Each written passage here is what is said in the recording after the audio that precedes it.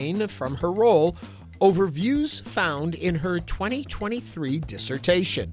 We'll discuss this and more in today's Top Stories. I'm Ernie Manouse. And I'm Frank Billingsley. We'll also hear all about the Texas Children's Kangaroo Crew, the fully equipped medical transport team that provides intensive care services to patients from across the U.S. and Central America.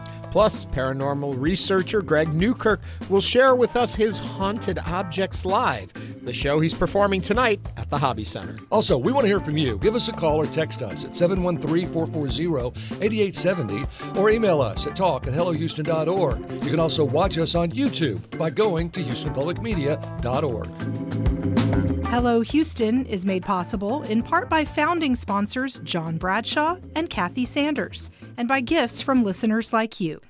Live from NPR News, I'm Lakshmi Singh.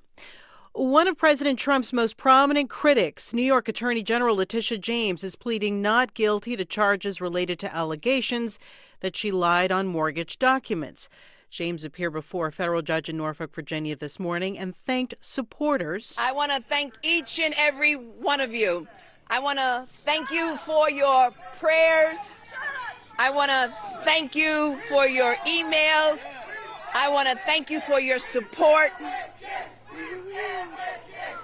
Her trial is set for January. The New York AG led the prosecution of a civil fraud case against Trump. Last year, she won a more than $450 million penalty against the president. An appeals court later overturned the financial penalty. It is day 24 of the government shutdown, and across the country, close to 1.5 million federal workers are going without pay. The Senate blocked dueling bills Thursday meant to pay federal employees. Republican Senator Ron Johnson introduced one measure to pay employees who have to work despite the shutdown. It failed along mostly partisan lines. And Republicans blocked counterproposals from Democrats that would have paid all federal workers, including the ones on furlough. Here's NPR's Andrea Hsu. These are civilian employees of the government all over the country, and roughly 700,000 of them are furloughed, meaning they're not working and not getting paid. And close to that many are working, but also not getting paid. This includes, air traffic controllers, also people working at the Social Security Administration. NPR's Andrea Hsu reporting. Social Security recipients, meanwhile, will see their benefits increase 2.8% or about $56 a month starting January. The agency's last cost of living adjustment was lower, about 2.5%. In a social media post, President Trump announced that trade talks with Canada are off. NPR's Tamara Keith reports Trump is upset about an ad run in the United States by the province of Ontario criticizing his tariff policy. The ad uses selectively edited audio and video from a 1987 radio address delivered by then-President Ronald Reagan to make a case against tariffs. But over the long run, such trade barriers hurt every American worker and consumer. Tariffs are central to President Trump's economic and foreign policy agenda, and he suggested the ad was meant to interfere with a decision by the U.S. Supreme Court, which will soon hear a tariff case. Trump's post says all trade negotiations with Canada are hereby terminated. Canadian Prime Minister Mark Carney says they'll continue trade talks when the U.S. is ready. Tamara Keith, NPR News. At last check on Wall Street, the Dow Jones Industrial Average was up 560 points or 1.2%. From Washington, it's NPR News. Live from News 88.7 in Houston, I'm Tom Perumian. Houston Metro leaders say they're working on improving the city's Metro Rail Red Line after reported delays. News 88.7's Michael Adkisson has more. Transit leaders acknowledge the Red Line is facing delays and other problems, but they also say retiming traffic signals in downtown Houston was necessary. Here's Metro's interim president, Tom Jazian. We have made some progress, but we've got some additional work to do. There is no question we will get our system back and restored and getting efficient travel up and down the Red Line. Sri Reddy, an executive vice president with Metro, says the signal changes are taking place across all of downtown, not just along the Red Line. One big adjustment is traffic signals shifted from operating on a 90-second cycle to an 80-second cycle, which Metro says should help speed up traffic. I'm Michael Atkinson, News 88.7. A Baytown police officer had to be taken by helicopter to a hospital after his squad car crashed into the side of a van last night. 2 juveniles were also life-flighted, with other juveniles taken by ambulances. It's unclear how many people were in the van, but one person reportedly died from their injuries. Baytown police have not said what led up to the accident. Staffing issues could cause more ground stops at Houston airports. There was a ground stop at Bush Intercontinental Airport late Thursday night. Transportation Secretary Sean Duffy says staffing issues have become common in the midst of the 3-week-old government shutdown. In sports, the Rockets welcome in the Detroit Pistons tonight in the home opener. Tip-off is at 7 p.m. Both teams are in search of their first win of the season. Checking your weather, it's going to be mostly sunny with a chance of afternoon showers, and a wet weekend is in store. We'll see a high of 85 today. Right now, mostly clear with a few clouds, 82 degrees on the UH campus. I'm Tom Perumian, News 88.7. Support for NPR comes from NPR stations. Other contributors include Progressive Insurance with Snapshot, a personalized program that bases rates on safe driving habits, at Progressive.com. Not available in California or from all agents. This is NPR.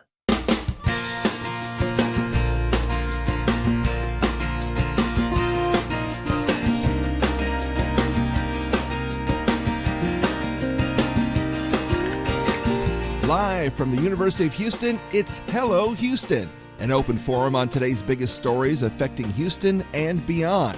Call now, 713-440-8870, or let us know your thoughts on today's topics by emailing us at talk@hellohouston.org. Now here's your host for Hello Houston, Ernie Manouse, Celeste Díaz Schurman, and Frank Billingsley. Almost 3. Almost 2 out of 3, as I say every day, ain't bad. Ain't bad. Ain't bad. Celeste has the day off today. Frank, you had it off yesterday. Yep. Celeste today. You have tomorrow off. We're giving you tomorrow off. Thank you. Believe it or not, I've been the constant. That's very rare around here that I'm here all 5 days. So we're here with you, and we're happy you're here with us too, joining us, be it on the radio, listening on podcast, or actually joining us over on YouTube, where we've got a whole lot going on. They're already discussing a topic we haven't even brought up yet. Oh, they're already upset on YouTube. We're going to be talking about that in a little bit. And the weather, I've had so many questions about Saturday's weather because of events and golf tournaments and galas and all that's going on. And well, it's, Travis Herzog's going to be on with us at the noon hour from Channel 13. And I can't wait to talk to him. But it looks like there's going to be a morning event overnight tonight into tomorrow morning, like some strong storms coming through. Then we may get a break, but the models want to bring in a second round after that in the afternoon, which could be problematic. And then Sunday clears out. But I think there's a 100% chance of rain for Saturday, especially for the morning. Okay. Well, we could see some severe weather. We do have a risk, and you may have known the governor has already put out some emergency warning. Right, which I think is what started this whole big reaction to it. And I'm going to ask Travis about it. It seems a little bit of being overdone, because the risk that the National Weather Service have put out on a scale of 1 to 5, really across the state, are 1 and a 2. A 1 for tonight for us, a 2 for tomorrow. On a scale of 1 to 5, 5 being the worst. Right. So, and the whole state is that, a 1 or a 2. There's no like 3s, 4s, and 5s, like this is really going to be the... Are these more knee-jerk reactions to what we saw over the summer, especially on July 4th, that as soon as we now are going to overcompensate and make sure everyone is more fully aware than necessarily needs and may actually cause more I think panic? so. Yeah. I think so. I mean, I did weather in this town for a long time, and rumor has it. And we never saw these kind of emergency actions being put out when there was sort of a 1-2 out there. Yeah. So, but Travis been in it a long time too. So we'll put our geeky weather brains together and see what we come up with. Your meteorology newsroom is a little less here at our station than it was when you were on commercial television. Well, we had a lot more toys, that's for sure. Yeah. But no, Travis is a great guy, so we'll talk with him in the D hour. And I'm concerned because I got a wedding to go to tomorrow, but it's indoors. So still, people don't like. Although they say that if it rains on your wedding day, it's good luck. Oh. Ask my sister, who had a beautiful, bright, sunny day on her wedding day. It didn't work out. Sorry, sis. But then good for Kathy. She may have a wonderful wedding then, or marriage because of a rainy wedding day. Absolutely. So we'll talk more about the weather. That's all I got on it for now. It's going to be, once we get through this, we're going to have some nice cool weather as we move into, especially Sunday and Monday. So last night I was at the Outsmart Reader's Choice Awards. I got to MC that. They missed you. I should have grabbed your finalist certificates. They had them there for you, and I totally forgot till I was in the car on the way home. It's always nice to be nominated. It is nice to be nominated. Yes. I have a theory on that. If over a career and a body of work, it's the nominations that matter more so than the wins, because we've all sat on judging panels, and a lot of things can influence how you pick who wins. It's simply down, even at the Emmys, when I've judged on them, it's like, if people are happy with the pizza that was brought in when we sit to judge. You're absolutely right. And Diet Dr. Pepper. Right. But consistently, if you get nominated, that says your work over a period of time has been award worthy. Because the nominations come from a closer group that's to you. The winners may be judged by Newsroom in Seattle.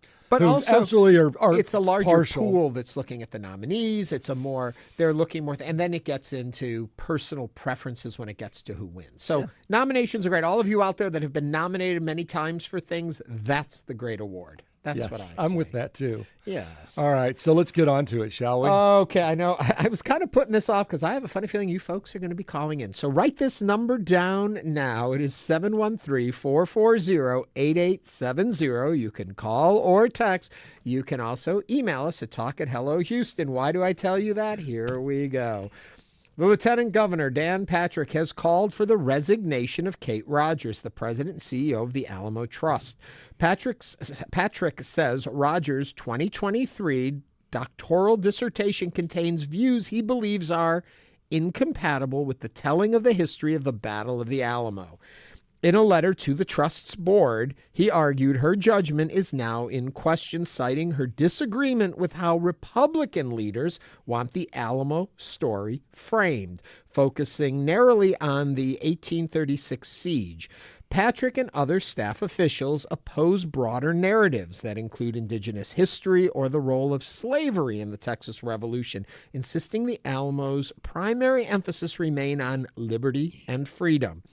This dispute spotlights how the Alamo is not just a historical site, but also a battleground over how Texas history should be told. Do you agree with Dan Patrick? Do you agree with Kate Rogers? How should the Alamo story be told? Call, text 713-440-8870. I agree with Kate Rogers. You're in with Kate? Let's set the historical stage here. When Texas, before it became a state in 1846, it was the Texian territory, right? Mm-hmm. But it was part of Mexico. Right. And Mexico abolished slavery in 1829.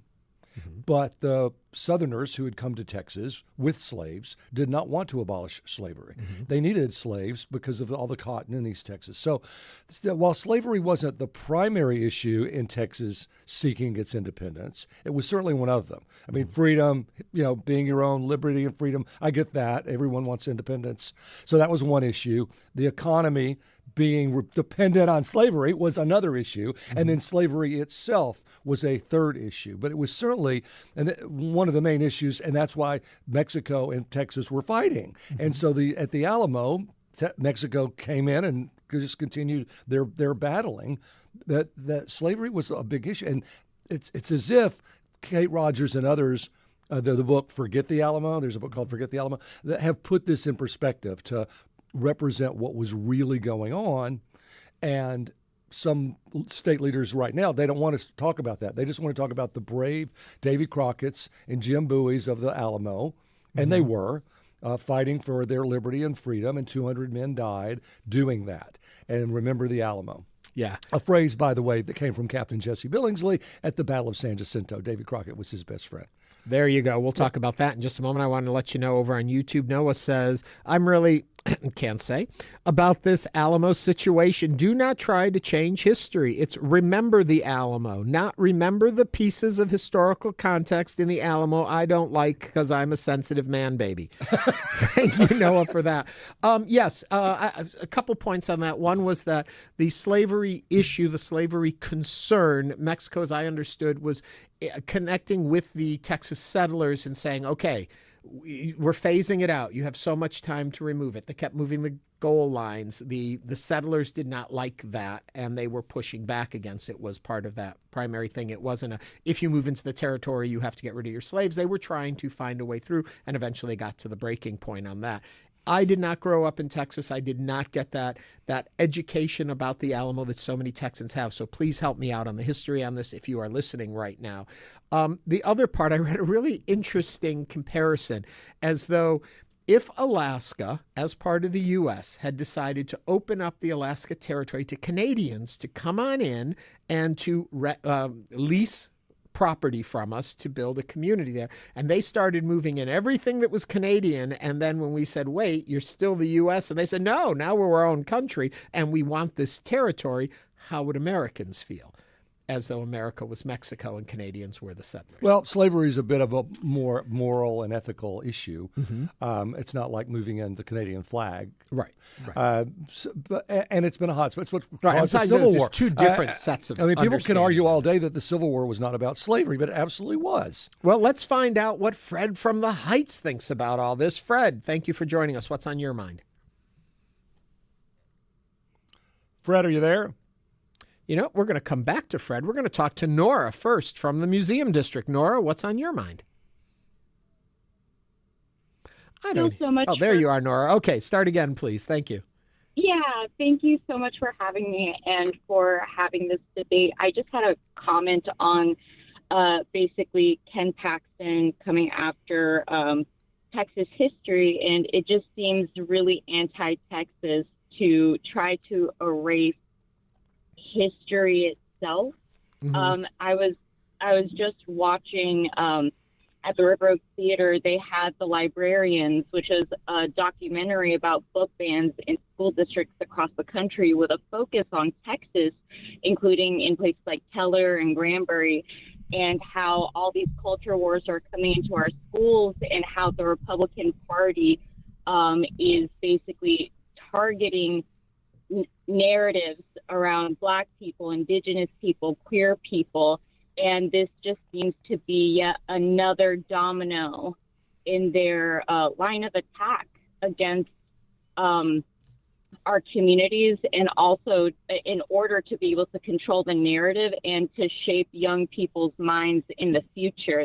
It just seems like it's sort of in that line. I just was wondering what y'all thought about that. Yes, I think Nora hit the nail on the head. That's exactly what it feels like. Yeah, absolutely. My bigger concern with this, and what Nora is getting to too, is that, you know, history is history, science is science, facts are facts. We live in a world now where it seems like all of that is negotiable, and I don't think it's supposed to be. No, it's not. 2 + 2 = 4. You can want it to be 5 or 3, but the facts are it's 4. Yes. Well, it doesn't mean it's good or bad. It is what it is. We can understand it. We can learn from it. We can grow from it. But to then remove it because we don't like what it makes. But to your point, if you grow up being taught that 2 + 2 is 5, then you'll believe that it's 5, regardless of what the facts show you. So to Nora's point about training young minds to believe what you want them to believe is the problem. Nora, thank you very much. Now I think Fred's back with us from the Heights. Fred, you there? Yes, sir, I am. Can you hear me? Yes, we can. What's on your mind? Hey, guys, I travel the world, right? And I live in Houston, and it just makes me appreciate the city all the more. But I think we should celebrate figures like William Wilberforce and how the U.S. and the U.K. did everything they could to abolish slavery all over the world, fighting against the Middle Eastern countries to abolish slavery, where we still have slavery in this part of the world today. And we're tearing up our local history to divide people in politics, when we should be celebrating the U.S., who has done more with the U.K., and I would even say Christianity through William Wilberforce, people like him. The Christians did everything they could to get rid of slavery all over the world. We shut down the Atlantic slave trade. We killed it. And we bankrupt, the UK in particular, did a lot to bankrupt themselves to pull that off. We should be proud of who we are. We should be proud of our diversity. And this is, I think, a really small issue, and we're trying to divide people so we can gain political points. Fred, just a tiny little point here, and talk with me about your thoughts on this. You can't celebrate the good that happened that you're talking about without understanding the harm that was caused by it, which then leads us to celebrate the good of the abolishment of it. And I think so, for me, you need to have the full story told so you can appreciate the accomplishments we've done. Your thoughts? I mean, that's true. I don't disagree with what you're saying, but I think that we have one of the reasons the left lost the popular vote is because we're doing too much to tear down the American values, the country, and even the Republic of Texas, the pride that we should have in it. And I think we should try to have pride in our state. And if we want to talk about these things, we need to talk about it in a way that builds up the country.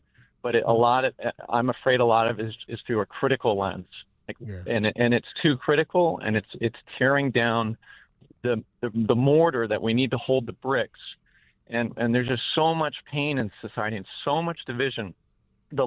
We need the left to function. It has got to update itself so that people will relate to it. There's too much negativity in it, too much criticism, and you've given too much power to the right. And until the left can begin functioning by being less critical, I think we're going to continue to see the left falter. And I say this, I want the left to be successful. Fred, thank you for those comments. And I think, I'm with you on this. I think we need to still remember to celebrate, but I am such a purist. I want to know the foundation on which I build a house. And I want that house to be beautiful, but I need to know if I'm building on the swampy areas and the firm areas. I don't know if that was a good analogy, Fred, we always talk about the pendulum. Fred, thanks you. The pendulum always swings back and forth, right? From right to left. But if it swings too far right, it'll fall off of what's holding it up. And how do you get the pendulum even back on track if all of this shotgunning of these different changes takes place? And that's what's happening. We're seeing it constantly hitting the whole fabric of the society that we've had in place for years. Yeah. Fred, thank you for your comments. Let's move on to Samuel from Southwest Houston. Samuel, what are you thinking? How you doing? Good morning. My thoughts are as our history needs to be told truthfully regardless of how anyone feels about it. It needs to be told the truth. I served in the Marine Corps, and if we served without honor, what was the point of serving? What was the point of people dying for a freedom? These people died for an idea, and that idea was to keep their land free of the slavery. And there was one side who was fighting to keep it. And we have cities named after these guys. We have schools named after these guys. And that is the tradition those people want to keep. And I believe it is totally wrong that you celebrate people who wanted to enslave a group. There's no honor in that. Samuel, thank you for your comments. We're going to move on to Robert now from Kingwood. Robert, what's on your mind? I'm only moving quickly through because we got a whole bunch backed up here. But Robert, what are you thinking? To provide a little context on Mexico and slavery. From my reading, Mexico didn't believe in slavery. You had indentured servitude, which means that after X number of years, you were free and you were no longer a slave. And I believe in 1826, the thought was Alamo was flying the flag of 1826 in Mexico because Santa Anna in 1828 and 1829 stated that if you were born in Mexico, you were born a Mexican citizen, meaning if you were a slave and that woman had a child, that child was not a slave. That child was a free Mexican citizen. Boom, there's your context. Thank you very much for that. And America had indentured servitude for 7 years, but in reality, it was a bit of being a slave, wasn't it? Yeah. It is. Okay, read some of the comments we've gotten in. We've gotten a lot. Tricia says the Alamo story, as with all history, should be told, all caps, truthfully, with all of the nuance associated with actions taken by human beings. From our YouTube, to remember the Alamo, you need to remember everything about the Alamo, including the ugly parts of history, because it's still our history. That's from Earl Grey Tea Cat. Dark One says, to be honest, history's revised all the time, so this is nothing new. I disagree with Abbott's views on this. And with all of that said, we're going to grab one more phone call. So let's go to Bob from League City. Bob, what's on your mind? Good morning. Good morning. I just wanted to say that the same things that those other callers said. If it's true, it needs to be told, and there shouldn't be anything wrong with that. Right. You're right, Bob. I think thank you that's a big debate, is what is true. And now it's true that it was a short period of siege on the Alamo. Texans died defending the Alamo for their liberty and their independence. That part is true, but it's also true that many of them were defending slavery. And that's one of the problems with why Mexico and Texas were fighting. Texas wanted its independence from, and if you look at the 1836 Constitution of Texas, it makes slavery legal. Mm-hmm. So they not only said we're not going to be part of Mexico where it's illegal, we're going to make our own constitution and distinctly say slavery is legal in Texas. So that you can't say, oh, well, maybe it was just liberty. It was more than liberty. Two things as I wrap this up for me. One is that you need to see the full landscape of what's going on. You need to understand the full picture. History is written by the winners for the most part. In today's day and age, we have the opportunity to go back and look at all the different aspects of what was happening at the time, from letters and diaries and all that, so you can build a fuller picture. I may not always like what the fuller picture shows, but I think we need to understand the fuller picture to understand what happened in the moment. The other thing that it takes me back to is when President Trump, during the COVID situation, he kept talking about, why do we keep testing people? The more we test, the more we find. Let's stop testing.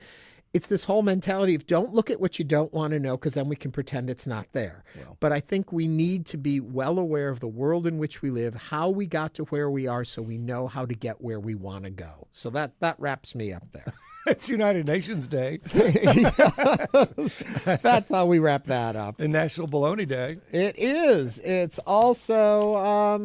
what else is it? National Food Day. So that covers everything. So we're going to take a break. When we come back, we're going to be talking about Texas Children's Kangaroo Crew. What is that, you ask? You're going to find out in just about 90 seconds. This is News 88.7.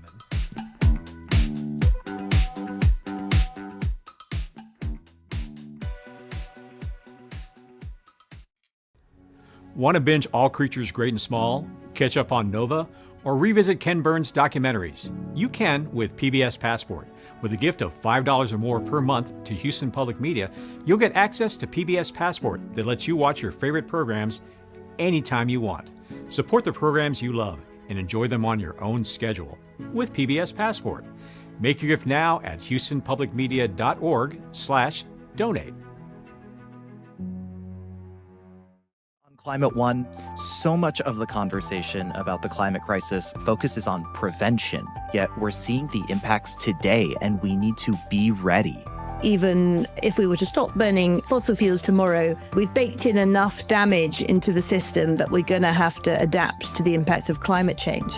Adaptation, when prevention isn't enough, on the next Climate One. Listen Sunday morning at 6 on News 88.7.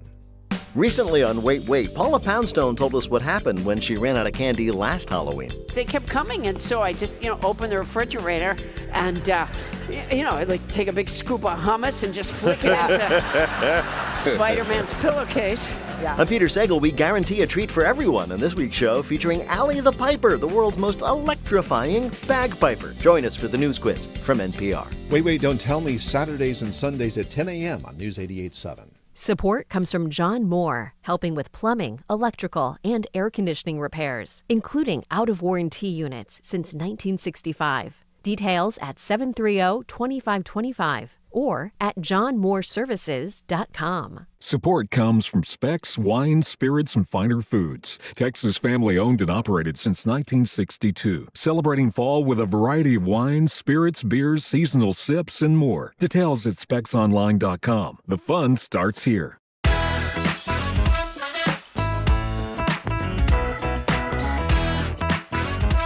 And now back to Hello Houston. To comment on today's topics, call or text 713-440-8870 or email us at talk@hellohouston.org. Now here's Ernie Manouse and Frank Billingsley. All right, we're back. The Texas Children's Hospital's medical transport team. I love this name, the Kangaroo Crew. They're with us this morning. They've been providing intensive care and transporting critical patients on ambulances, planes, and helicopters over 25 years. The fully equipped medical transport team provides intensive care services to patients from across the United States and even Central America. They're going to tell us more about this. I think this is Dr. Basheer Ahmed, the Kangaroo Crew Program Director, and Lamont Seltzer, a critical care nurse on the Kangaroo Crew. I think everyone knows Life Flight, right? We all think of Life Flight. This is a lot more than a local helicopter back and forth. Tell us more about it. Awesome. Yeah. So thank you for having us both. Of course. We're glad you're here. So this is the Kangaroo Crew, is a medical transport team at Texas Children's Hospital. And like you said, we've been operating for more than 25 years. And we transport a breadth of patients. So all the way from the tiniest baby to, which you might be surprised, all the way up to 50 to 60-year-old patients. And so we take care of tiny neonates, pediatric patients, expectant mothers. And then we have a unique program at Texas Children's Hospital for adult patients who have congenital heart disease, so we'll end up transporting those patients as well. So again, we do interfacility transport, so we focus on picking up patients from hospitals and bringing them over to our facility. And so we'll transport patients primarily from the Perry-Houston region, so 80% of our transports are within the 50-mile radius of Houston. But like you mentioned, we go all the way across the U.S., and so tomorrow we're going to the northwest corner of the United States, and then we'll also go to Central America at times. Talk just a little bit. I know you kind of addressed this here, but the gap in care that led to the development of this, what you were seeing, what was the issue, and why it was so important we have it. Yeah, that's a great question. I think one of the things to highlight is Texas Children's Hospital. Obviously, we're in the largest medical center in the world, and we have excellent hospitals in Houston. And Texas Children's is probably one of the primary facilities in all of Texas and in the nation. We've got multiple programs at Texas Children's that are ranked #1 in the country, according to U.S. World News report that just came out. And I've been on the other side, which is you have all these facilities across the state that are providing great care to patients, but then at times need expertise. And that's probably the biggest gap, is that you get these sick patients that need advanced care. And so previously I was based, in West Texas, and I've felt the pressure. You get these really sick patients and you're resource limited, and that's where having quaternary centers that can provide kind of this advanced, at the very cutting edge of innovation care for patients, and that's where I think being able to bring them to these quaternary centers becomes vital for their survival and for their outcomes.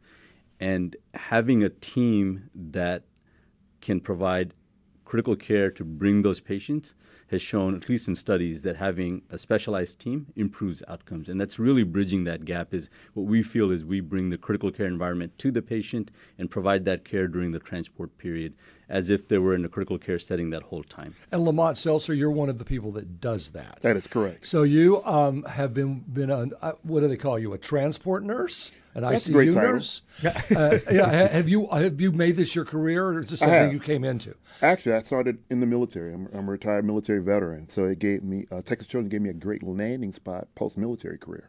Well, there's probably a lot of that similar ICU need on a military helicopter to try to get a soldier to where they can get better care. 100% correct. Yeah. So what do you like best about it? Obviously, it must be something that the thrill. I know Dr. Red Duke used to say there's nothing like the ER. Nothing like the ER. Correct. What about you?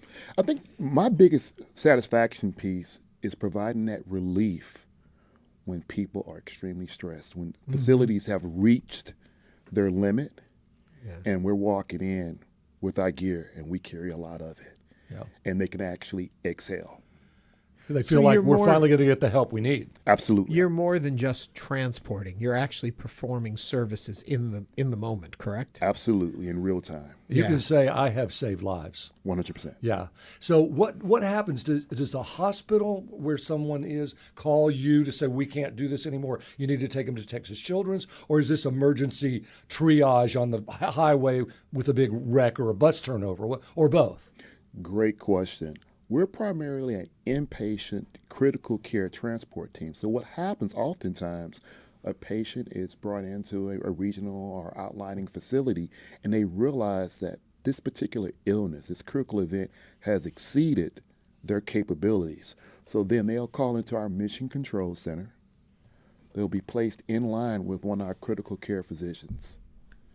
And then we'll start the process. And at that moment, our glass is broken and we're out of the door with one of those three mediums: ground, helicopter, or a fixed-wing jet. And Dr. Basheer, do you make that decision on, we got to send a team here? Absolutely, yeah. So I think Lamont phrase is great, which is you get a really sick patient, you get a referring center, and they call us when they reach their capacity or capability of providing care for these patients. And our goal at that time is to, one, connect them with an expert right away. So we have a critical care physician on the phone, but let's say it's a trauma patient.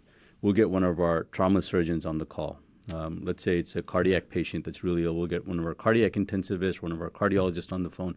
And our goal is to begin that care as soon as they call us so we can provide expertise. So they say, hey, we have a really sick patient. We'd say, hey, based on our kind of recommendations, this is what we would recommend. We're deploying our team right away. And based on where they're located, we'll decide on the mode. So our goal is always to get there safely and as swiftly as possible. I have an odd kind of human nature question for you, Doctor. Yeah. Is it hard for a doctor in a situation to accept the fact that she has done everything they can and it's time to call you? Was there some education process that has to happen there to say to them, it's not failure to turn over to us? Yeah, no, it's, again, a great question. And like you're saying, it's a human nature question. Yeah. And I think you'd be surprised. A lot of us, including me, are accepting of that. So my background is cardiac critical care, and I feel very competent at providing care for those. But if you called me and said, here's a patient that underwent a trauma, I feel very comfortable to say, let me get somebody else on that does this day in, day out, that can provide you the best expertise possible. And so when those referring providers are calling, I think they understand that they're reaching out for assistance, and they're very open. And our goal is not really education as much as collaboration. Yeah. So when we call them, it's to collaborate with them because they're the eyes right in front of the patient. And so really our goal is to collaborate and work together and bring the patient safely as possible back to Texas Children's. So from a practical standpoint, you said 80% of your patients are generally within a 50-mile radius of Houston. That's going to be helicopters and land. That's right. The occasional airplane, I guess. How do you go about getting private jets to go and get people and bring them back? I'll let Lamont answer that. Okay, Lamont, it's all yours. We own one. You own one, okay. Yeah. And is it like a hospital in the sky? It is. Yeah, I it's bet a it critical is. care fixed-wing jet. And then you have to make decisions like you're going all the way to the northwest part of the country tomorrow. That's right. What if somebody in Central America needs you tomorrow? How do you make that decision? Or you just that's what doctors do. And that's part of the job is that you can never predict who's going to call next and how critical that patient is. And sometimes you have to stagger calls and decide, do I go to patient A or patient B based on acuity? And so those are conversations that we have with the patient's provider at the bedside at that time to say, hey, we said we were going to leave in an hour. We got another call for a patient that's very sick at this point. Are you comfortable waiting for another hour or two for our team to arrive while we go get the other patient? And we really try to make this a team effort. So we talk to the physicians that are here and then also the physicians at the referring site to make that decision. And it's not uncommon that we encounter those scenarios where we have to say, yeah, we were going to go to northwest part of the country tomorrow, but unfortunately there's another sick patient that's out in West Texas, and we're going to have to, go the following day. Well, can someone, if that happens, right. Can you get on Zoom with the physicians at that hospital and say, look, here's what I think you should do with the patient until we can get there? Yep. I mean, it's about your expertise as much as it is about you having the facility. Right. And there's multiple scenarios. So one was where you mentioned a sick patient that calls in, where you had another sick patient, you were going to go pick up. So that's one scenario. Another scenario is maybe you're resource limited at that time. Maybe you don't have the team availability and that, you can't go all the way to Northwest Houston at that time. And what we do is either Zoom calls, which is, I think we've started doing that over the past 2 years, where somebody will call us and say, we've got a sick patient. We might need you to transport, but we just need your expertise. And what we'll do is get our experts here to communicate with their experts and have 5 people on their side and 5 people on our side and communicate and say, perfect, sounds like the best thing to do is bring the patient here and let's plan for next Tuesday to bring that patient. But that avenue of using Zoom calls has been great, not just from communication, but sharing information. So looking at images, sometimes it's really difficult to transfer medical images in a timely manner. So being able to share that through calls has been a really great way to make the transfer process efficient. So that's been a great help. Lamont, let me take you into the little more human side of it all, the individual side. Sure. I'm curious, emotionally and physically, what it must feel like to be caring critically ill patients and how that takes a toll on you as an individual, where you find the strength to keep going, and how you can stay in the moment and provide service. Great question. It starts with our team. Yeah. It starts with our family at home. We have open conversations about being vulnerable. And I'm a parent. So to that point, I'm able to extend some of those practices my wife and I practice with our kids so that we're carrying that care. It's not just medical care. Right. It's social care. And we're providing that conversation for them to say, okay, look, let's try this process.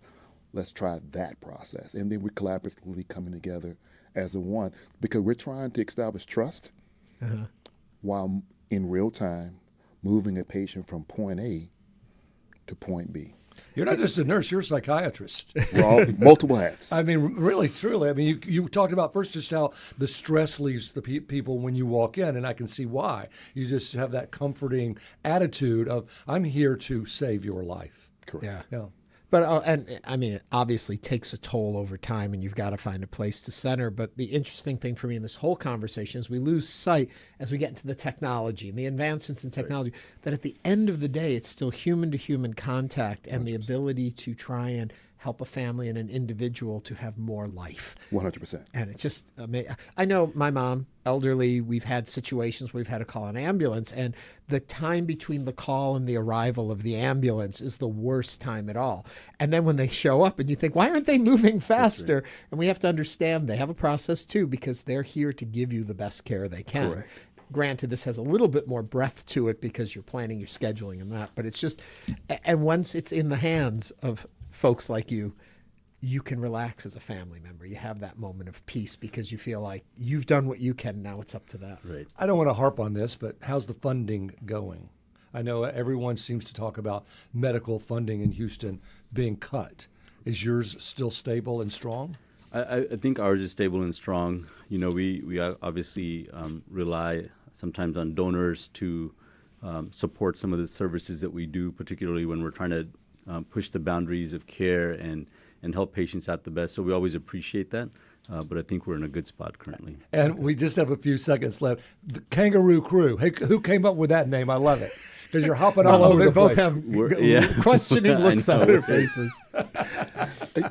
The story is yes, okay, that it was created because it's a kid-friendly animal or mammal that takes care of a joey. There you go. And that was the strategy at that point, some 25 plus years ago. And we carried that branding into what I wear on my bag. I love it. My only disappointment was you came in with no kangaroos today. We were hoping for them hopping around the studio. Dr. Basheer Ahmed, the Kangaroo Crew Program Director, Lamont Seltzer, the critical care nurse on the Kangaroo Crew. Thanks so much for being here. Awesome. And keep listening. You said you're on night shift and we get you through the night. I hate that Celeste is not here, but thank you guys for keeping me abreast and informed of what's going on in Houston, because I'm a night shifter. Well, that's why we're here, and thank you for doing what you do. So we're all a team. All right, coming up, we talk to a paranormal researcher. I know, Greg Newkirk. I can't wait. All right, stay with us. We'll be right back on Hello Houston.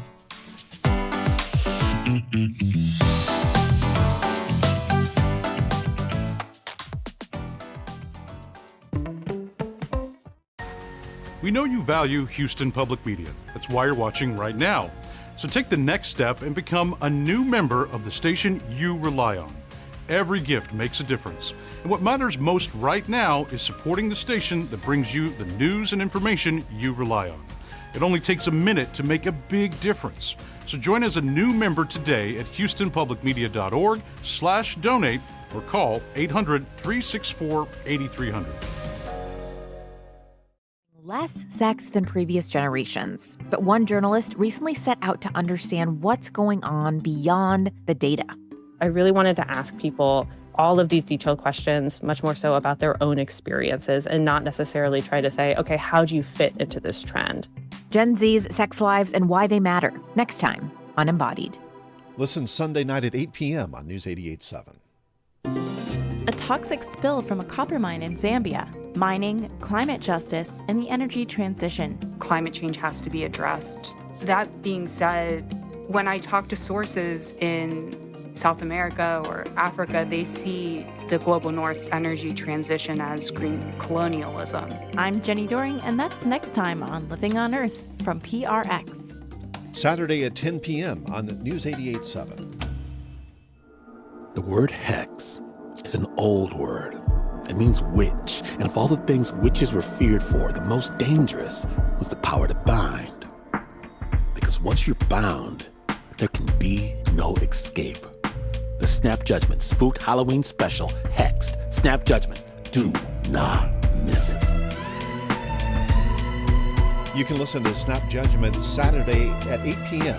on News 88.7.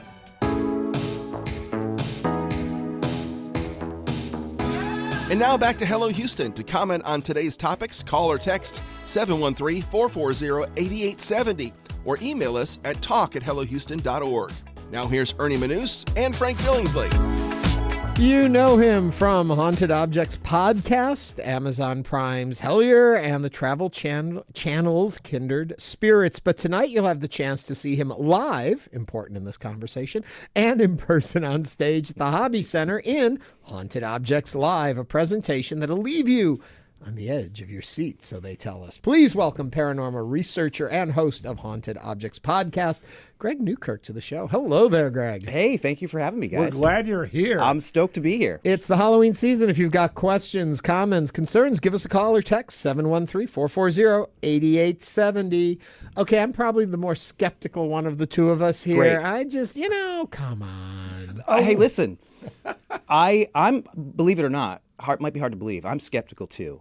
Okay. I've done this for a very long time, and the thing that my wife and I are always trying to do is we're trying to find reasons to continue believing in spooky stuff, because it seems like the more you research it, the more reason there isn't to believe in it anymore. So are you still skeptical?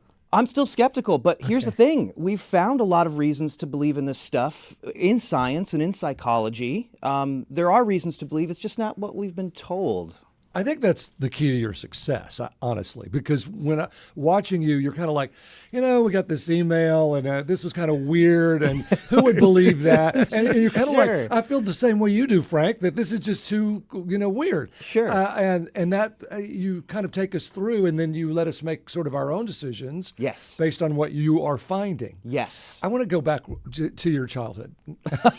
Oh, dear. Here we go. Did you so you were born in 84. So did Yes. you grow up on the X-Files? Did you love the X-Files? Oh, watched way too much X-Files. Too much X-Files, Coast to Coast AM, listen to. We shouldn't be listening to that type of stuff. Yeah, because you've been doing this since you were basically born. Oh, yes. I mean, my dad's a Baptist minister.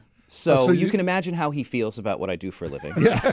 It's always the preacher's kids. Of course. They're always a problem. Explain it to the audience what it is you do for a living. We kind of jumped right into it, assuming everyone knows. And his wife does the same thing. Right. She's also a weirdo. Oh, yeah. We grew up with her. That's what they call themselves. Hey, weirdos. It's a term of endearment. We call ourselves professional weirdos. Yeah. Because that's really what we do. But explain what it is you do. We investigate all kinds of strange claims, whether it is claims about, we took Jeff Goldblum Bigfoot hunting for Disney a few years back. We investigate goblin sightings in rural Kentucky, haunted objects, ghosts, psychic phenomena, extraterrestrials, you name it. We've probably investigated it. So is there one, going back to Ernie's point, is there one incident where you went, okay, now I kind of believe? What was it that turned your hair gray? That's just bad genes. Boy, and then you could explain your hair.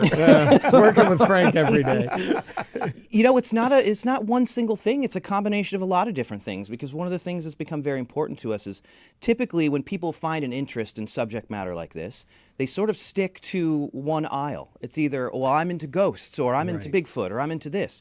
But what we noticed is the more that we broadened our horizons and we hung out with weirdos of all different stripes, right? We eventually can kind of lay those things on top of each other like a map and see the things that correlate between one another. And once we've done that, we realize there's something strange that's going on that we don't really quite understand. And the more that we explore, the closer we get to some kind of an answer for it. Is it lack of understanding basic science to some degree, or is there a second layer we're just not in touch with? What do you think it is? I think it's a combination of both. I think that, reality television and a lot of films and television, they've given us a bad perspective on what the paranormal is. Mm-hmm. The paranormal is a subjective experience, and I think that it's something that evolutionarily we encounter in times of high stress to kind of like shake us up and make us look at the world a little bit differently. And you notice that anytime anybody's going through some kind of an experience like that, there's usually high stressful things happening, there's emotional things happening in their lives, or maybe there's a problem that they're not solving in their lives. And once they approach that honestly, that the ghosts tend to go away, so to speak. So I think that there's a reason that we have these experiences. I mean, look at it. They've gone back to the dawn of humankind. There's something going on there. We just are probably approaching it from a very subjective subject. But my argument would be back on that, Yeah. is that as we have evolved as the species, we have learned more. So Sure. back when we thought these things were mystical and magical, as we've understood science and physics Yes. and all of that, we can explain it. Yeah. So the stuff that we think are ghosts and spooky and haunted, Yeah. that 1,000 years down the road, we will have a very easy explanation that children will understand. Absolutely, but I think we'll still see that there was a positive mechanism at work there that allowed us to think more creatively about the world that we're in as almost like a problem-solving tool or a tool to get over grief or whatever it is that you're looking for. For example, do you think that we have aliens just among us or aliens that came from another planet? Are there lizard people in Congress? as Oh, that story Lord, was I'm not going? touching that with a 10-foot pole. I have a serious question here. I don't necessarily believe that that's the case. I don't necessarily know that extraterrestrials from other planets are coming to visit us. So maybe they're already here. We just don't see them until they want us to see Well, them. if you look at the work of people like, the late Dr. Michael Persinger, who was studying consciousness and the effects of electromagnetic waves on the brain, geomagnetic anomalies on the brain, it does appear that there could be other things that we don't see or interact with very often that in specific emotional states do have an effect on us that might have some kind of an intelligence we don't understand and just sort of are floating around out there that we can't see. So do you have beliefs in things or do you have beliefs in nothing? Just like if I said, is there a Bigfoot? Do you have an answer to that? One of my heroes, John Keel, who wrote the Mothman Prophecy, said, "Belief is the enemy." So I'm pretty agnostic, believe it or not. I just I'm always looking for a reason. Yeah. Okay, then take me over. We're going to shift a little bit here. Talk to me about objects. Yes. And so many haunted objects. Yes. Why would an object be haunted? Can I chime in real quick? Yeah, sure. Because remember Friday the 13th, the TV series? Oh, of course. And of course. We loved that. Yes. And there was an antique shop and that had these possessions that would be sold, and it was the crew's mission to get it back. And each one had a story. And each one had a story. Yes. So I'm that's curious. sort of like your question. Yeah, but also even like the Annabelle movies and all that. And we kind of, a lot of people will mischaracterize you and your wife like the couple in that go out. Far and have less their Catholic.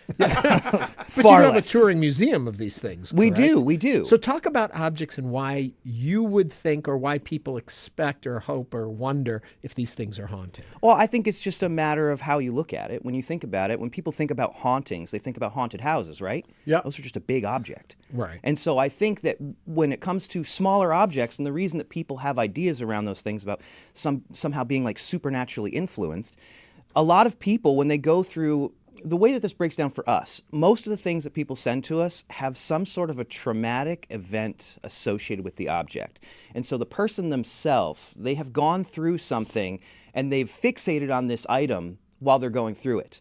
We only get the bad ones. The good ones you would call a family heirloom. Yeah. That trinket that reminds you of your grandma and you feel really nice anytime you're around it. We get the opposite of that usually. So do you believe in the Ouija board? Oh, absolutely. Really? But I believe that it's a method to communicate with your subconscious because I think it's your subconscious mind that is It's moving connected to things? the all. That's what I think. Okay, I'm going back to objects again. Yes. I'm sticking on this for a while. That's all right. The Ouija board's an object. I was saying for sure. It's a that's what's game from Hasbro. But listen, what's so scary about them is if you are, the skeptical conversation is, well, it's the idiomotor effect. It's micro movements. It's your own subconscious mind that's moving it. That's scary for a lot of people. Yeah. There's some scary stuff floating around in there. Back to objects again. Held something, touched something that's given you a chill. That's made totally. you go, all the time. whoa. Yeah. 9 times out of 10, the things that people send to us, we never experience anything with. But once in a while, there is something that I think there is a stranger effect to. And there has been research done by there's a guy named Dean Radin, Dr. Dean Radin. He's a real parapsychologist. He did a study where they basically looked at whether you can impress feelings and emotions into an object, hand it to somebody in a control group who has no idea that any of that's been done. They actually can pick up on that thing. It might be some form of ESP that we don't really understand yet, but I think a lot of the times you can impress those things onto items. Do particular items, from your point of view, have a more likelihood of being possessed, like a doll or a wooden box, a ball, a piece of clothing? Do certain things tend to lean rosary, more toward Well, sure. I mean, that would be one of my first things. It's something that has religious or spiritual significance to somebody. You think about how often they're holding that rosary, they're thinking about it, they're praying around that thing. You see that from all different types of cultures. I mean, one of the things that we get all the time, we get other cultures' holy relics that somebody doesn't have the context for, and it freaks them out.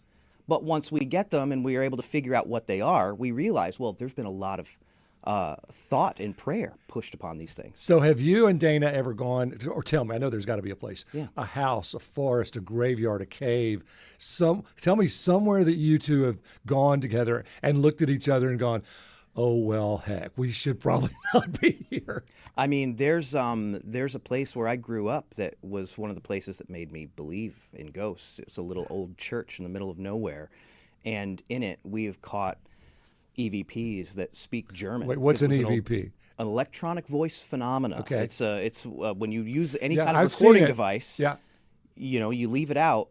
Sometimes there are things in it that you did not hear at the time happening. Okay, take me to the show. What do people see when they come to see you, especially tonight even? Well, what people are going to see when they come to the show, they're going to get a bunch of spooky stories that are suitable for Halloween, that are all based around haunted objects. But each one of them has sort of something that we can learn about the mind, about spirituality. And then at the end of the show, we're taking everything that we've learned, and the audience is going to help us create a new haunted object. So are these fellow weirdos or people that just show up because they love to go to live stuff? There's all kinds of stuff. One of my favorite things is when people show up and they go, I'm sorry to say this, I have no idea who you are. I'm like, no, that's great. I'm glad that you were curious enough. The whole show basically is about embracing curiosity instead of fear, because we're taught to fear a lot of these things, but I think that they're innate human experiences. We're supposed to have paranormal encounters. Moving haunted objects around, do they lose their effectiveness? And also, I guess the bigger question is it haunted to the person that has the connection with it more so than the others? 100%. For your second question, 100%. Again, that's why I don't think we experience a whole lot usually. But I think that moving them around like we're doing, like that's part of this big experiment. We have these dolls that we made that are the perfect vessels to create a haunted object. Because that was the other thing. Things that have a personage to them, they look like they have a face. It's easier for us to look at them and wonder what they might be up to. I think those make better haunted objects. Yep. So we've created everything we could to have the perfect vessel, and then we're taking them all around the country, and people are impressing their beliefs into You're them. at Hobby Center tonight. What time? 8 o'clock. Oh, you're going to have a great turnout, I know. I can't wait. We were so engaged in the conversation, we never even reminded people who you are. So I get to do this right now. Paranormal researcher Greg Newkirk. You can catch him in Haunted Objects Live tonight at the Hobby Center. For more information, visit thehobbycenter.org. Thank you for coming in and spooking us a little bit today. Anytime. Thank you, guys. Thank you. We'll be back with more Hello Houston right after this quick break. A lot more to talk about. Stay tuned. There's more Hello Houston on the way with Ernie Manouse, Celeste Díaz Schurman, and Frank Billingsley. For the latest in local news, subscribe to the Hello Houston daily newsletter at houstonpublicmedia.org. Hello Houston is a production of Houston Public Media. The opinions expressed by the guests of this program are solely their own and do not represent the views of management, staff, or underwriters of Houston Public Media. This is News 88.7. Listen to be immersed. Some Salvadorian rum, some horchata. Listen to be transported. After a 3-hour flight, you land in Guantanamo. Flight attendants prepare for arrival. Listen to get perspective. And if that's what mattered, what didn't matter? What was just noise? Listen to All Things Considered from NPR News. All Things Considered starts Weekdays beginning at 3 p.m. on News 88.7. Houston Public Media, in partnership with Texas Southern University, brings to you The Vibe, R&B, hip-hop, and neo-soul, music that resonates with all ages. The Vibe on 88.7 HD3 and on the Houston Public Media app. Chance of rain the rest of the day. The high today around 84. It is 84 degrees right now at the U of H. This is KUHF Houston, News 88.7, a service of the University of Houston. It's 1 o'clock, 12 o'clock.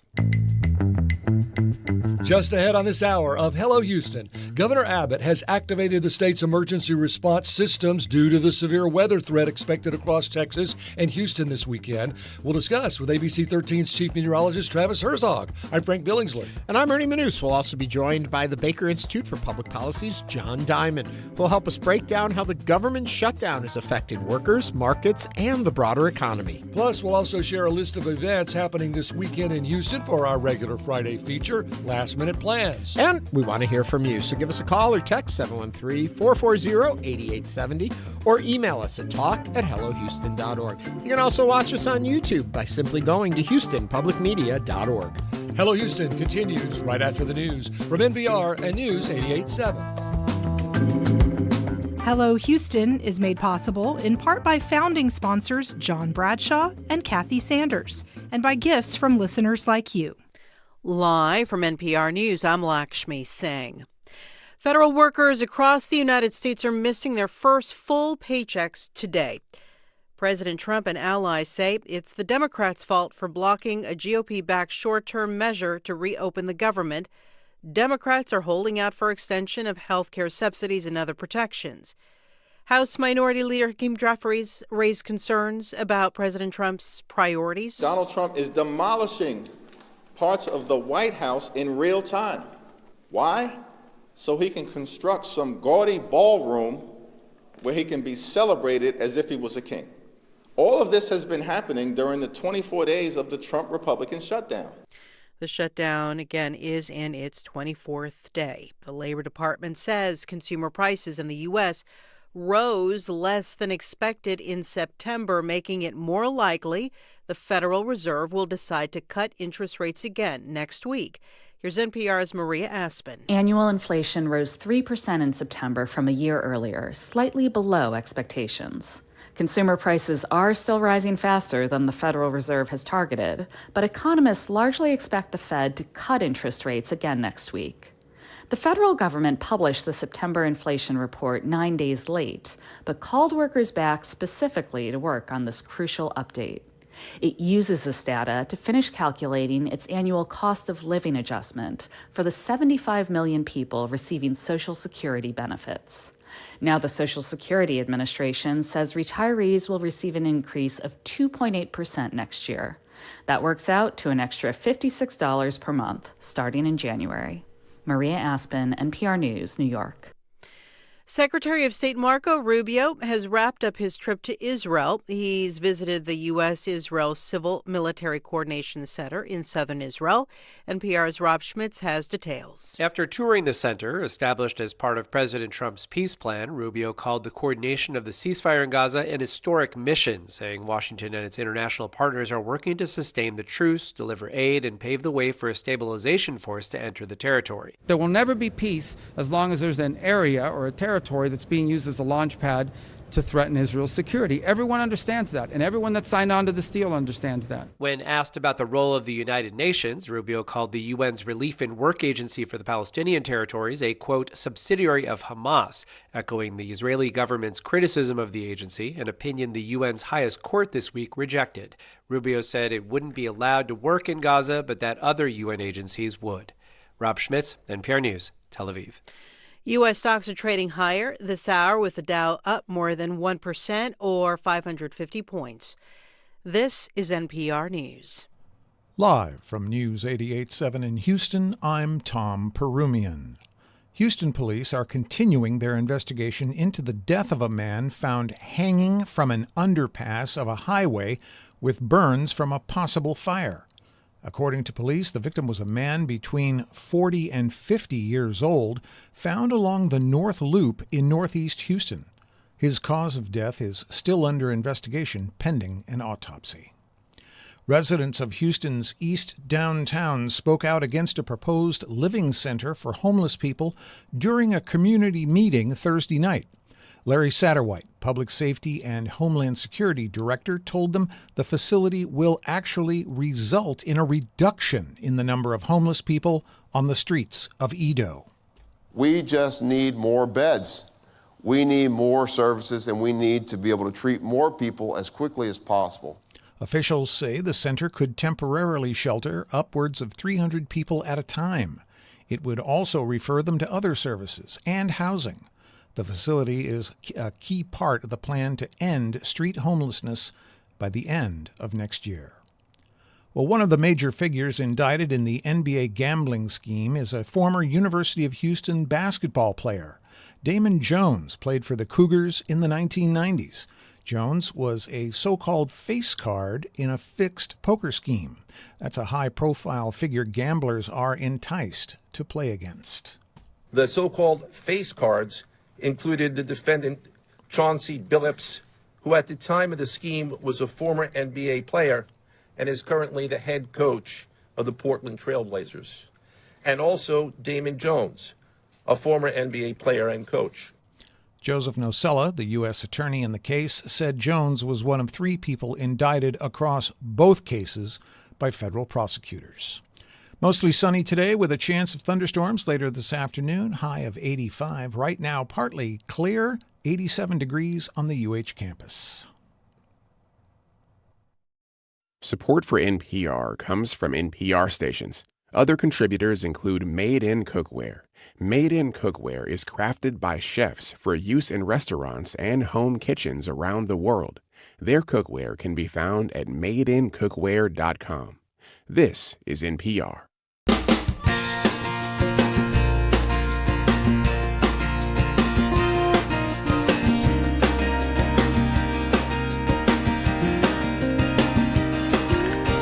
Live from Houston Public Media and News 88.7, it's Hello Houston, an open forum on today's biggest stories affecting Houston and beyond. Call now, 713-440-8870, or let us know your thoughts on today's topics by emailing us at talk@hellohouston.org. And now, Hello Houston with Ernie Manouse, Celeste Díaz Schurman, and Frank Billingsley. Celeste, though, is not with us. Yeah, it's Friday. She took it off. She heard we were going to have someone on about haunted objects, and she's like, I'm out of here. You two scare me enough. I don't need to hear about haunted objects. He was really great. I really enjoyed that. We had Greg Newkirk on at the end of the last hour, if you're just joining us for the second hour, and he was talking about his show Haunted Objects Live, but he's got a full career of being a paranormal investigator. Well, if you look at it, during the research I did on him, I mean, when he was 13, 14 years old, he and his buddies were exploring haunted houses and graveyards and would video it, and they had a website going, and then the way it all just sort of came back into his life, and and then Dana, his wife, the same thing. Yeah. They met when they were like 5, and they're both into all these paranormal things. So they're a fun couple. We always talk about over in the YouTube channel, there's a community there. There's also a poll running over there, or there was one, and they asked our listeners, our viewers over there, what are your thoughts on spirits and or ghosts? The choices were, I don't believe at all, I'm skeptical but open, or I absolutely believe. Well, our listeners, our viewers, they don't believe at all. 67%, 33% were skeptical but open, and 0 true believers out there. And how many votes? That's unimportant. 6. 6 votes. And I was one of them. But we don't highlight that point of the poll, Frank. This isn't a scientific election polling. Reminder, elections, they're going on right now. And today, if I am not mistaken, it's the last day to get your request to mail in vote into the office. It has to be in there today. If you are going to drop it off at the voter's office, at Tanisha Hedsmith's office, you have to do it yourself with an ID. You can't have someone else drop it off. If you've mailed it, you got to hope it makes it there by 5 today. So, yes, that's for Get voters. out and vote. Yeah. Early voting is also going on. So if you can get down to the office and you can get to a poll, just go vote in Did person. I see that Metro is actually giving, Houston voters can ride Metro for free to and from polling places during early voting and on Election Day. Yes. So we'll be talking with Tanisha Hedsmith next week about what's going on with early voting and answer any of your questions. But remember today, to get mail-in vote requests in, they have to be in by today. All right. I think if the weatherman in town just did the weekend weather, that's all anybody would care about. Well, you know what? I care about the weekend weather. But the governor is piping in, too. No matter where I would go, people would say, what's the weekend going to be like? What's the weekend going to be like? I want to know next weekend. Well, we're at the weekend, so it's I want to know next weekend. But the governor is making me concerned about this weekend. And we're going to talk about that with Travis. So Governor Greg Abbott said he's already activated the Texas Division of Emergency Management ahead of a broad severe weather threat across Texas through the weekend, especially through Saturday night. By Sunday, I think we're okay. The system's poised to bring large hail, damaging winds, possible tornadoes, heavy rain, flash flooding, especially concerning because dry, hardened ground hasn't rained in weeks, could cause the rain to run off rapidly. So when you get a drought situation followed by heavy rain, you can get into some flash flooding. I think there's already a watch for the Dallas area and up to the north. The risk obviously starts in West Texas. It comes our way, gets here, it looks like overnight tonight. So certainly be careful. We called in Travis Herzog, chief meteorologist of Channel 13 and a longtime friend of mine, to talk about what he thinks of this situation and what's going to happen. First off, Travis, thank you for being here. Frank, thanks for having me. It's so good to be chatting with you. And yes, longtime friends. It's kind of weird to be doing this, but I'm glad that we're doing it. I know. We should talk about precipitable water and freak Ernie out. Yeah, really geek out here, right? Yeah, Travis has been on maximums. Travis has been on before, but when he was here, you weren't here. Right. Well, so now we've brought the two worlds together. They're about to collide. And I've been on your show with David, though, from Channel 11. Yeah. So we all like each other because we all are geeks in the same situation. So okay. So first of all, what's your forecast for this system coming across Texas? Well, first off, I think let's not bury the lead. We need the rain, right? This is good news that we got rain in the forecast. We just have a chance that some of those storms might misbehave a little bit, right? So right now we think there's 2 waves that'll be impacting us here in Southeast Texas. The first wave is likely going to hit before sunrise tomorrow. And so this first line, we have high confidence that it's coming, and it's probably going to have the potential for widespread wind gusts along it that could reach severe levels. And as you know, Frank, some of these lines can also produce these really brief EF0, EF1 tornadoes. That is a possibility with the storms. Always a low chance you'll encounter a tornado, but a possibility you should be aware of. So bring in Halloween. Bring in Halloween decorations and stuff. Yeah, go ahead and the big giant 15-foot inflatable jack-o'-lantern stuff. Yeah. You might want to deflate that before going to bed tonight. The other important thing before you go to bed tonight is in Texas, we have the highest rate of turning off our cell phone weather alerts than any other state in the nation. Really? And so, we've had some of these random blue alerts go out, for something that happened in Lubbock, and everyone in Texas got it. They're like, forget that. And they turn off all their alerts. Well, tonight be a good night to just turn those alerts on in case you do go under a warning and you need to move the family to a safer spot. I just recommend doing that before you go to bed tonight. Speaking of recommendations, speaking of recommendations, okay, so on a scale of 1 to 5, the state of Texas and us, we have 1s and 2s. So 5 being the worst, most severe weather. Right. We don't have 3s, 4s, and 5s, even across the whole state. As you know, I mean, we've watched a lot of 1s and 2s in our career. They are to be paid attention to. But do you think this warrants the governor already issuing this broad emergency for the state of Texas? Are we jumping the gun a bit? I think, look at the context, Frank, right? We had the whole country floods, right, back in July. We saw this when, after the grid went down and ERCOT started over, communicating things. I think we're kind of in that window right now where there's just a lot of proactive measures that are being taken that may not entirely be necessary. But hey, at least they're ready in case something does exceed expectations. It's always that, hope for the best, prepare for the worst. So exactly. I want to grab you and take you back. You were heading somewhere, and you said the good about this first line is, and we got a cliffhanger. Yeah, the good news is it looks like it's going to clear out pretty early. I've had people asking me constantly about, as you mentioned, Frank, what about the weekend, right? Yep. It looks like there's going to be a big lull in activity when that first wave clears. It might clear the city of Houston as early as 6 a.m., could be as late as 8, 9 o'clock. But then we got the rest of the morning, early afternoon, that probably going to be rain-free. Then there's a second wave that's likely going to develop, but this one's going to be a little more scattered in nature. And the details on this one are way less confident right now than what we have at the first round. So we may be looking at some scattered storms, but those are the kinds that can potentially rotate. We call them supercells. Those can produce tornadoes. So we want to make sure people are just staying weather aware, no matter what you got going on Saturday. Yeah, the big game looks between 3 in the morning and 6 in the morning. And in my experience, a lot of times you get that first big line, and it's kind of a one and done. And those secondary showers may show up. They may not. And even if they do, they may not be too serious. But I think you're absolutely right. Just stay weather aware as we move into Saturday, late afternoon, maybe early evening? Yeah, after 3 o'clock, they could hold off until after the sun goes down. That's the thing about the uncertainty with the timing, the placement, the intensity. That second wave is a big question mark, but there's potential there, so you just should be aware of it. So why do you know so much about the first wave and so sketchy on the second wave? What is it about the predictability of this stuff? Yeah, so as Frank was kind of alluding to there, the first wave has all of the juice to work with. It's got all of the unstable air. It's got the energy, the moisture. It's going to clean a lot of that out as it sweeps on through.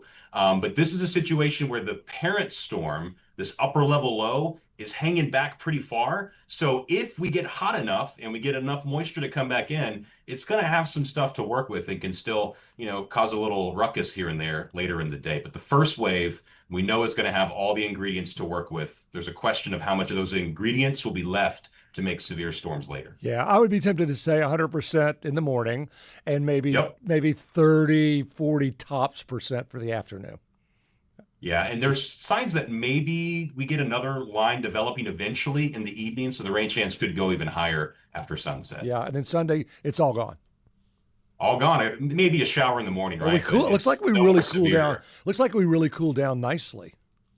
Yeah, not with this first one, but the second one coming in midweek next week. Yeah. Everyone's been waiting for those highs in the 70s, lows in the 40s and 50s, and it looks like we're going to get that. And not just the one and done, like one day and it's gone. It may linger for several days, and so that's going to be a real season changer coming our way next week. Ooh, a cool, crisp Halloween. And totally off topic. Travis, you know Dale Link. I like Dale Link. He's the engineer that does the DaleLink.com. He does a forecast. Yeah. He is the only person I know that forecasted 0 hurricanes in the Gulf of Mexico for this season. And we've had 0 hurricanes in the Gulf of Mexico. When was the last time in your career that you remember nothing in the Gulf, not even a tropical storm? Yeah, I mean, it's hard to even think back, right? I know. It's been so active lately. It's like, when was the last time this happened?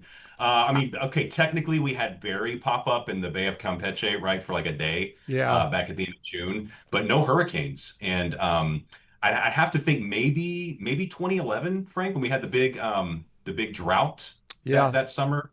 That might have been it. We couldn't get a storm in here to save our life back then. In fact, I remember Tropical Storm Dawn came into Texas. Oh, yeah, I know. And literally vaporized as it hit the coast. It was unbelievable. Our reporter was down on the beach in South Padre, and he said, normally when I cover a tropical storm, it's windy. But as you can see from this feather, it's not even windy out here. Travis, that was a wild one. Let me take you back to Saturday. I'm always going backwards. Saturday morning, that rain is going to come in. What are you seeing as far as flooding goes? If there going to be much flooding, would there be much flooding? And if so, how quickly would you see it drain if it's going to come in this period?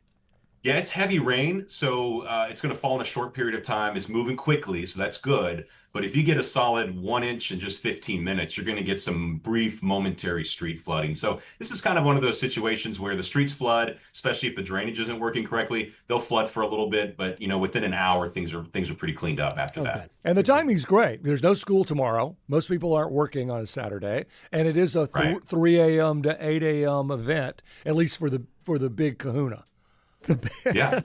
Technical terms here. So, as long as you don't mind a wet ground, a lot of the outdoor activities later that morning into the afternoon are probably going to be okay.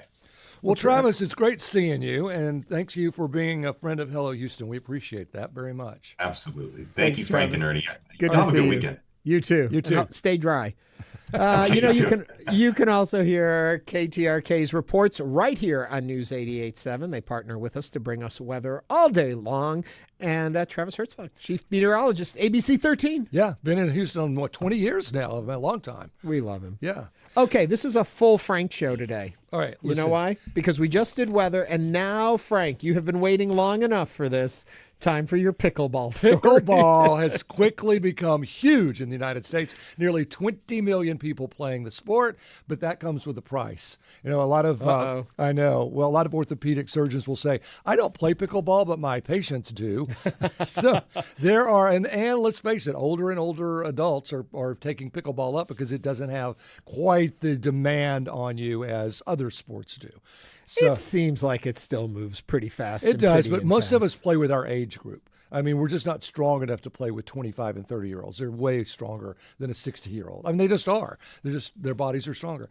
So a lot of eye injuries, pickleball-related eye injuries, and another reason for that is because we are a little slower with older people.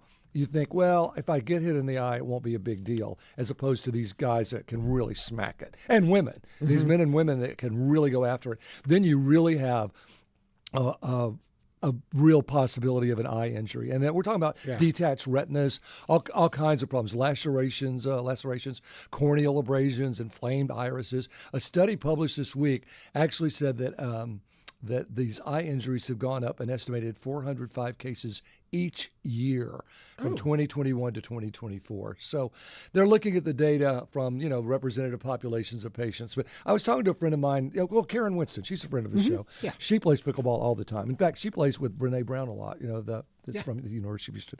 And Karen was saying, I asked her, what do you see more as far as injuries than anything, just in terms of your friends? And she said knees. There's so many knee braces out there. So I would say, you can buy pickleball shoes, which are just like a tennis shoe, but they have a little more reinforcement on the side so that when you make a quick stop, you don't keep going, because that's the problem. You make a quick stop or quick turn and your foot and your ankle don't go the same direction. Right. So I would suggest, if you don't have pickleball shoes, go to wherever you buy your shoes and ask for a pair. Okay, talk to me a little bit about, and our question, of course, if you would like to join in, are you a pickleball player, and have you ever had a serious injury playing pickleball? You can give us a call, 713-440-8870. I'm just curious, the attraction, the draw to it. A lot of things come and go.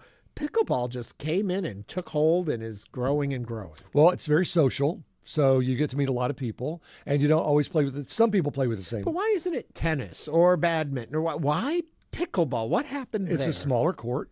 Okay. It's a smaller racket. It's a wiffle ball. Even though you can smack the heck out of it. You can wiffle hard. You can smack the heck out of that wiffle ball. And it's just as challenging as ping pong, paddle tennis, which I could never play. Handball, racquetball, tennis. It's just as challenging. It's not quite as vigorous for most of us. Now, if you play in an older age group, if you play with the young guys, you can still, there's some 65-year-olds that compete darn well with 35-year-olds. I don't mean to say it's completely divided by older and younger. Right. I'm just saying that that a lot of times the older people playing together really enjoy it because it's still a challenge, but it's not. It just doesn't kill you. But that's why you got to be careful. It doesn't just wear you out. But that's why you got to be careful with the injuries. Yeah. Never, for instance, never run backwards. It's tempted if there's a big lob into the sky, you want to run backwards to make sure you get it. Don't do that. Turn around, run, turn back around. Never run backwards if you're over the age of 50.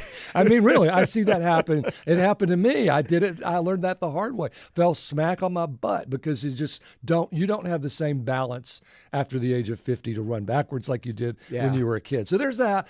Then I've had a number of men tell me that their doctors recommended they do something for their heart, and they're like, pickleball is great. It does get you going. It gets your heart rate up. You lose weight. Your calories are under control. Well, it's a great exercise. I know as we were mounting this show, so we were in and out and working on it. You were playing pickleball seemed like every single day. I was addicted. Since we've gotten into the show, you seem to have been speaking less of the ball of pickle. I know, but you know what? Now Kevin's retired, and so we're going to start playing more and more. Yeah. And so it's fun to play. But, you know, even if you take your spouse, that doesn't necessarily mean you have to play with them. You can, because a lot of times you have open play and you put your paddles there and play with different people. So that's what I meant by it's social. And I can't tell you how many people I have met playing pickleball that are like, do y'all want to go to dinner? And we're like, sure. So we just go off So to maybe dinner. it isn't helping with the calories and all that. If you're there's playing that. the pickleball to go Listen. get a drink and go out to eat. We own a gym. I can't tell you how many people leave the gym and then go to Tony's for a glass of wine. Well, you know, something else you can do when you leave your house today, you can go early vote. It's continuing through October 31st, 7 a.m. to 7 p.m. On Election Day, remember, November 4th, you can also vote. 7 a.m. to 7 p.m.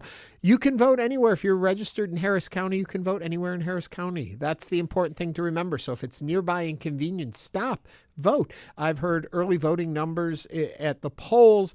Very comfortable, not crazy, not a whole ton of people out there. So find a polling location. Also, if you go online, Harris Votes, you can look and see the wait times at polling locations. It's like TSA lanes. You know, they have those online. Yeah, the TSA lane We're at the so airports. technically advanced. Also, keep in mind today, we mentioned at the top of the hour, keep in mind today is the last day to get in your vote by mail applications to get them in time. If you haven't already mailed them and you want to drop them off at the voting office, you've got to make sure you do it yourself. They cannot receive it from just anyone. But I believe anyone can toss it in the mailbox for you, but I think it's too late now to get it postmarked and get it in time. Keep all of that in mind. I want to make sure everyone that can vote votes this election. It's not the sexiest election, but there are some very important ballot issues on there, very important races. The 18th Congressional District that's going to be representing us in Washington. We need to do that. Okay, I've wandered that on long enough. Coming up in just a moment, we're going to find out more about what the government shutdown is doing to us economically speaking, affecting workers, markets, and the broader economy. That's coming up right here on News 88.7.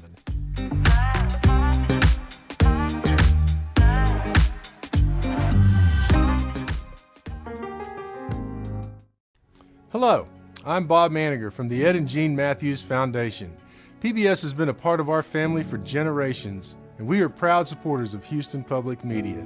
From PBS Kids programming that supports children and their parents to PBS NewsHour that we rely on to learn about what's going on in our world. Your support keeps PBS available for our community across Greater Houston. Give now at houstonpublicmedia.org/donate. Family vacation, Ted found the most beautiful object he'd ever seen and showed his dad. I remember him saying, okay, well, we're going to put it in the trunk, but don't say anything when we go through the gate. Because you knew you weren't allowed to take it. Yeah, we knew we weren't allowed to take it. We hid it in the trunk under some clothes. And then he says this object started to control his life. That's this week. This American Life, Saturday at 11 a.m., then Wednesday at 9 p.m. here on News 88.7.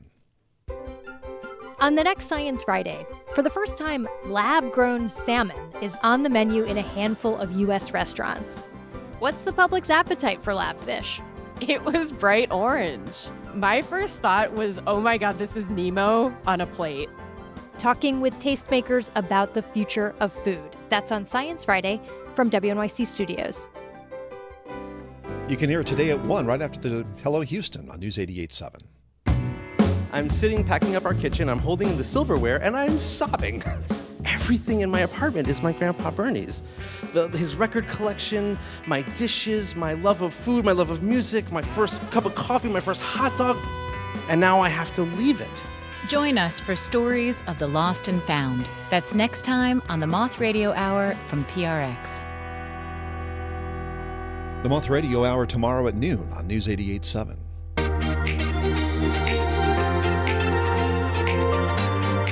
And now back to Hello Houston. To comment on today's topics, call or text 713-440-8870 or email us at talk@hellohouston.org.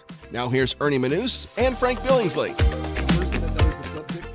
You're on the air. Here we are. We're back again. Somebody did mention in YouTube they wanted to know what is the website to go to check and make sure you are registered to vote. It is HCTV HCTAX, Harris County Tax, HCTAX.net. And then from there, you can find your way through to it. So you can find out if you're registered. That was to answer that question. Now on to actually our topic. But another YouTube demand. Oh, what? The Demand? date. It's October 24th, 2025. Celeste is not here to tell us We that. fall behind when Celeste isn't here to help us with those very important things. Okay, on to our topic and our guest that here. The current federal government shutdown has now become the second longest in U.S. history as federal workers face the prospect of missing their first full paycheck this week if Congress doesn't act. Meanwhile, nearly 1.8 million civilian government paychecks, including partial payments already delayed, are at stake if the shutdown expands into October. Into October? We're already near November. To help break down all of this and how it's affecting workers, markets, and the broader economy is John Diamond, Senior Director, the Center of Tax and Budget Policy, the Baker Institute for Public Policy at Rice University. Long title to get to you, John, but you're here now with us. Okay, the Glad to be impact people are having and feeling. Of course, I want to remind everyone, if you want to call and ask questions, 713-440-8870. How are we seeing this affect us right now? You know, up until this point, most people probably haven't really noticed unless they were taking a flight somewhere and they got delayed because of lack of TSA workers.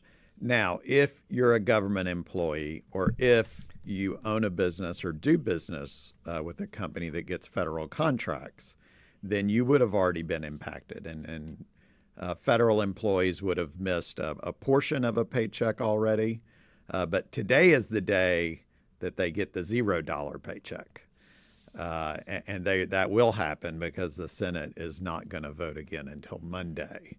So it's official that government workers today receive a paycheck valued at $0. Do we know in our area how many people this is affecting, roughly? You know, it depends on how you define area, but I think it's around different estimates. I'm going to say 65,000 people. Wow. If you take a pretty broad area. Is there any word? I know there was some debate about whether they would get paid back. Usually they expect to get their pay eventually. So there's a law. We've passed a law that says that they do get paid back, but it's not as clear as you definitely get paid back. It's, if we decide, you more than likely will get paid back. So there is a small chance that government employees would not get paid back. I don't think that will happen. They will end up being reimbursed or being back paid. But federal contractors never get back pay, or they haven't in the past. And so the money they're losing is permanent losses.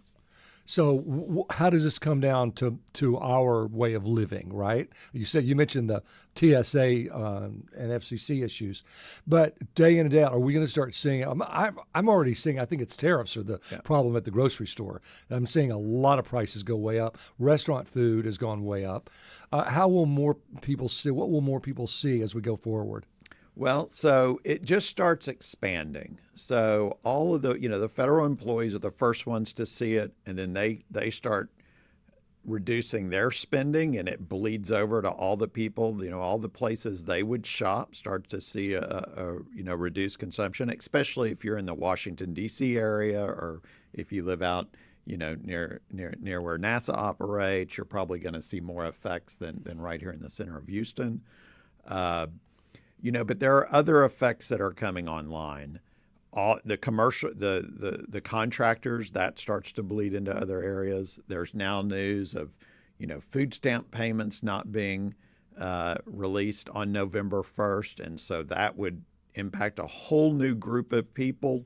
And so it's kind of like you're stacking the Legos on top, and it's getting bigger and bigger. And so I would say the first 2 weeks have the smallest effect. The second 2 weeks, it's not linear. It's faster than linear. And by the time we get to week 6, we'll start seeing real impacts on the economy across the board. We tend to talk so much about this in the terms of people not getting paid, but also spending. And I'm curious, at the federal level, that the monies that go out in a shutdown,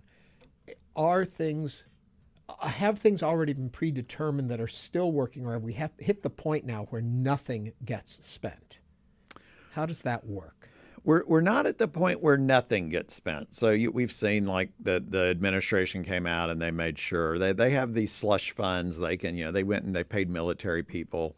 They'll be able to dig money up in some certain areas to make some payments. Like there was they tried to pass a bill to say let's pay workers, and that didn't get through the Senate. So there are ways that they can transfer money around to make small payments, but nowhere near the 1.7 million workers that aren't getting paid. That 900,000 are furloughed and 700,000 are still on the job not getting paid. So we're talking any amount that they would dig up is going to be relatively small compared to that. But I guess my bigger question and concern in all of this is that we know that the shutdown is because of the CR not being passed and continuing to fund the government. We think of in terms of payments out, but investments and the bigger things that the government does, where are we with any of that stuff? Can they not be doing planned work projects, or if things were agreed upon before, even if the budget hasn't been approved, even if that some things continue, or does everything kind of just have to be frozen? If it's not a mandatory expenditure, in other words, if it's a discretionary expenditure, budget authority has to be passed every single year, no matter whether if you passed a 10-year project, if you don't pass the budget authority to spend that money, it doesn't matter that last year you said we're going to spend the money next year. Right. Because that was really just an agreement that we're going to spend the money on this project this year, and next year we'll vote to reauthorize that money. There's been no vote on that. So anything, right now, everything is shut down. There is no budget authority. There are some funds out there where the government can reallocate money that they have the right to spend. Slush funds. We've talked about Fleet Week. We were going to have our big inaugural Fleet Week here next week. And suddenly, nope, it's canceled because of the government shutdown. No. So that's, I guess, a local example of something that was going to be funded in the budget last year, but when we got down to it, there's nothing happening. Nothing happening. All right, the stock market's going crazy. I mean, it's at record levels, 545 points up. How do you explain the Dow not caring about all of this? These are all short-term impacts. I mean, the Dow is, the investors are looking and they're saying, okay, first of all, the longest shutdown ever was 35 days. We're at 24. A lot of time. They're thinking this is going to pass. Like this fiscal brinkmanship will end. And in terms of the impact on the short-run economy, it can be sizable. I mean, you're looking at 0.2% of GDP, but those are very short-run effects. Once you get all the back pay, a lot of those effects will show up in quarters. In this case, would show up in quarters 2 and 3, following a reduction in quarter 1. So investors are really looking right past this. And today's market increase is 100% because inflation came in slightly softer than expected. It came in at 3% increase instead of, or 0.3% increase instead of slightly higher than that. So this is the market responding to the fact that they're going to get a rate cut. Yeah. They're going to get one more rate cut for sure. And their fear was that inflation would come in a little strong this week, and that would put the Fed on pause. But it didn't, and so the market is having a huge relief rally. But I don't think the market really cares about the shutdown at this point. When we get to, in terms of the whole market, we would need to be 6, 8, 10 weeks in for that to really start for the markets, to start feeling it in terms of their psyche. Well, they seem to have managed with the tariffs too, because remember they were all upset. I mean, the tariffs market went way down. And now they're kind of like, well, first they may not happen. If they do happen, they may not be that bad. That they seem to not be affected by that at all. Exactly. And they've started figuring out, well, what can we do instead? How can we, how can we build new supply chains to deal with this tariff world we live in? And they see, oh, that's possible. And so they're like, okay. And if we could just keep the uncertainty out, I mean, just, a week and a half ago when Trump came out and said he wasn't going to meet with President Xi from China, I mean, the market just nosedived, and now they're going to meet and everything's good. And so, the next bit of bad news we get, we'll probably see the market tank for a day, and then it'll recover and do better than ever and set new records. And that's the world we live in. 713-440-8870 if you want to join the conversation. Chris from Cyprus is on the line. Chris, what's on your mind? Oh, thank y'all for taking my call. With all of the finger pointing going on and blaming the shutdown on, the Democrats, where is this money coming from that they're going to build a $300 million ballroom on the White House? I mean, it just shows what their priorities are. Chris, thank you for your comments. Not sure exactly it fits what we're talking about, but take it away. I don't know where that money comes from. Obviously, they had some money sitting around. My guess is that they started this project and it's just it's debt financed and. Well, it's private funds, private investors, and they all tend to be tech, like Microsoft and. Okay, so the tech giants are financing the ballroom? Yes. What they're saying, I don't know what at the end of the day, what we're going to see. I'm curious outside of, and it's easy to see government employees not getting paid. It's easy to understand government spending and being able to continue to keep contracts going that they do. In the business world, and you guys kind of addressed it talking about the stock market, but how do we feel the impact of the shutdown on regular businesses that are functioning in the commercial realm? Initially, again, it's really only going to impact businesses that get government contracts or, Rice University and the Med Center will be impacted because they're losing out on research dollars. Those dollars can't come in, even if you had a 10-year research project and you're in year 5, that money is shut off until the government reopens. And so there's a lot of R&D and innovation money that's not being spent. And so that's going to impact the businesses that were looking to get that money. So, and that will start to widen. Again, it's a very slowly growing circle that starts encompassing more and more people. But I like what you're saying there, because we think of federal employees not getting paid, and that's where it hurts. But when you start then stretching into all the programs and the people that work on those programs, and it starts to, the circle grows and grows, and that's how it starts to affect our communities. And eventually it becomes very significant. Right now, a lot of it is temporary losses. So if you're a government worker, you're not getting paid. If you have some money in a savings account, you can play the game of, okay, I'm going to spend down my savings and then replace it once I get my back pay. But all of that starts to tighten up the longer this lasts. Mm-hmm. And the impacts grow and grow and grow. So, we're 24 days in. I always say about a month is when the impacts, you start to really see them a little more. 6 weeks in, they're there. 8 weeks in, it would be a big problem. One of our YouTubers says, it's crazy. The rest of us are paying taxes, and yet the federal workers can't be paid, which brings up the question, why are we paying taxes if the money's not being used? Can't we wait until the government's open again to start paying taxes? I mean, you see, if they can't spend it, why can they collect it? Right, just curious. I do think a lot of the IRS has been furloughed, so maybe you can wait. Well, that's not our recommendation, though, to taxpayers out there. Actually, the date's the date. If it's not postmarked on the right date, they're gonna hold it against you. Yeah, we have a text. I heard that we haven't passed a proper budget without a continuing resolution since 1996. What is the difference between a budget and a continuing resolution? So a budget is there are 12 appropriations bills, and you would go through each one. You would, Health and Human Services, Defense, and down the line, and you would pass each one and say how much we want to spend on each priority, and that then lays out the budget authority for each of the 12 agencies.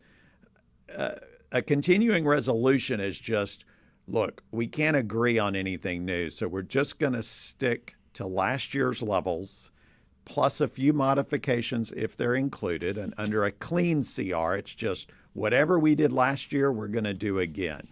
And so this is part of the problem is the Republican appropriators who have passed 3 of the 12 appropriations bills, they had a plan. They wanted to cut several agencies, and then they wanted to grow a few, Defense and Homeland Security. And so they're really intent on getting those 12 appropriations bills through for the first time in And you're talking forever. in the budget, not in the CR. In the budget, not in the CR. So if you do a CR, and the intent of the short-term CR was to allow them time to finish that. And then if they didn't finish it, we would do another CR. Now there's talk of, we're going to abandon that altogether maybe and just do a long-term CR.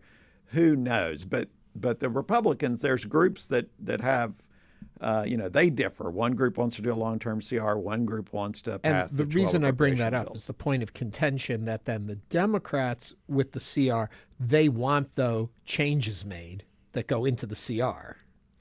No, the Democrats, clean CR, if we pass a clean CR. They don't want to pass that. They don't, because there's a policy called, there's a temporary policy that was passed under ARPA and then extended under the Inflation Reduction Act, which was an enhancement of premium tax credits for the Affordable Care Act. Right. Those expire at the end of this year, and the Democrats want those extended either temporarily or permanently. That cost about $350 billion to extend those on a permanent basis over 10 years. They also want some other things, and the total cost of that gets pretty high. They want to undo some things that the Republicans passed in the One Big Beautiful Bill. So this is really about how do we make a budget in the United States, and I think it's about the broken budget process. But they want those issues reflected in any kind of resolution to keep moving forward, as opposed to a clean CR. And so then that's why, as I understand, the point of contention is the Republicans are saying, well, once we get the government going again, we can discuss this for the budget. And they're saying, no, we've been this route before. We want it here right now in this resolution before we settle on a bill. Exactly. Okay. They don't trust them to do it after the clean after CR. they get it going. All right. We're talking to John Diamond from Rice University. If you'd like to join, 713-440-8870. John is on the line from Sugar Land. Hi, John. Hi, John. Hi, how are you? Good. To me, it's not a clean.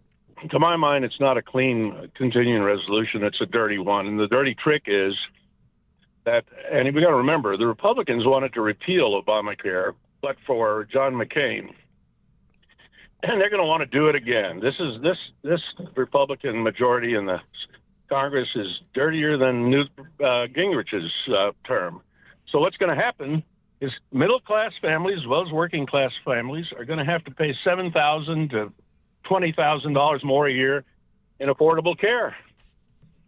So this is a stand that they need to fight. Now, let me talk real quickly about taxes. You're worried about the cost of this? How about let us worry about the debt that's been created by granting the top 1% trillions of dollars of tax cuts that are needless? John, thank you for your call. So, and some, that's not altogether wrong. So they are. This is about the premium tax credits.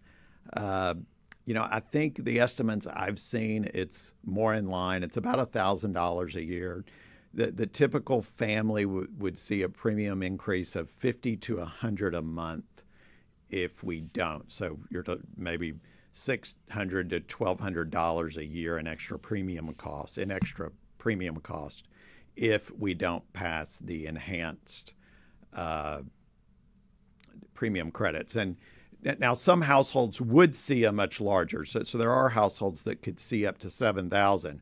But there's also households. There's a story out there of a retired couple who says they can't afford to stay retired if they don't get an increase in the premium tax credits. And they're two mid-50s people retired making, living on $150,000, which begs the question, why are we all paying for them? And especially if you think about the other side of the market. So there's the government healthcare market, but then there's the private market. And private insurance premiums, employer-based, are also going up really rapidly because healthcare costs are going up really rapidly. And if you get your insurance or your healthcare from your employer, you're seeing the full brunt of those cost increases. And so I would ask, why should we subsidize one group more than another? Quick question on this, too, just so that we understand the narrative that's out there and stuff. It seems that the story is being told that the Republicans want to remove the Affordable Care Act, but for years and years and years, they have said they have a replacement, but we've never seen a replacement. Is that accurate, that there is no alternate plan, or is that just the way it's reported? Well, it is accurate that they would probably like to remove the Affordable Care Act. I do think, I know Paul Ryan had a plan back when the Affordable Care Act was put in place. But we're not talking about removing the Affordable Care Act. We're talking about not extending of those. An enhanced premium. We would be going back to exactly what the Affordable Care Act was when it was passed before Democrats increased the premium. And so under both ARPA and the Inflation Adjustment Act, not one single Republican voted for an increase in the credits. So it was a purely bipartisan increase in the premium credits. So we should fully expect that obviously the Democrats and Republicans don't see eye to eye on this issue. Prior votes tell us that. Okay. Wow. Thank John. Always. I learned so much just hearing you go through this, and it's good to have a point of reference where we can get the facts out, irregardless of political influence. Thank you. 2 weeks. 2 weeks. Then we'll have you back and see the pain we're feeling then. Hopefully it gets resolved. I've got flights to take. John Diamond is the Senior Director at the Center for Tax and Budget Policy at Rice University's Baker Institute for Public Policy. John, as always, thank you for joining us. Thank you. We're going to take a quick break. When we come back, it's the weekend finally. Last minute plans. Stay with us here at Hello Houston.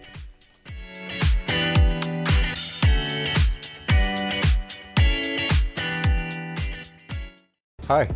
I'm Michael Schaefer. My partner Ellen and I have been proud supporters of public radio and TV for decades. We really would be lost without our daily fix of unbiased national and local news, cultural programming, and great entertainment. But with recent federal defunding, stations like Houston Public Media face real challenges. Now's the time to step up. Give now at houstonpublicmedia.org. Thank you. Conversations with entertaining people like Nancy Cartwright, the voice of Bart Simpson. I gave him one take, one sound, one voice, and that was it. Blah, blah, blah, blah, blah, blah, blah, blah, blah. And Matt, his eyebrows went up, his tongue came out of his mouth. He's like, oh my God, that's him, that's Bart, that's him. You got the part. The most interesting people in show business tell their stories on Fresh Air. Fresh Air, weekdays at 8 p.m. on News 88.7. Houston Public Media is a service of the University of Houston and is supported with your gifts to the Houston Public Media Foundation. More information available online at houstonpublicmedia.org/donate. Support comes from Specs Wine, Spirits, and Finer Foods. Texas family owned and operated since 1962. Celebrating fall with a variety of wines, spirits, beers, seasonal sips, and more. Details at specsonline.com. The fun starts here.